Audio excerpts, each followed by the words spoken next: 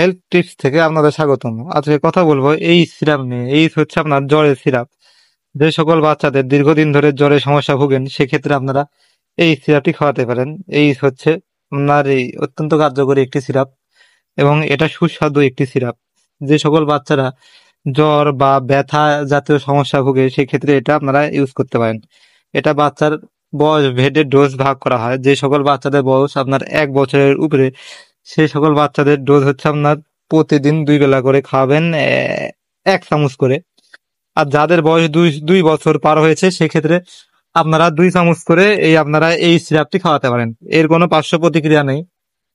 এটা দিনে 2 বেলা করে খাওয়াতে পারবেন সর্বোচ্চ। আর জ্বর যদি খুব বেশি থাকে সেক্ষেত্রে আপনারা 3 চামচ করেও দিতে পারেন। আর তাতেও যদি জ্বর না কমে সেক্ষেত্রে আপনারা সেফিক্সিম প্লাস ক্লাভনিক অ্যাসিড সিরাপটি খাওয়াতে পারেন। যেমন সেফ 3 রয়েছে,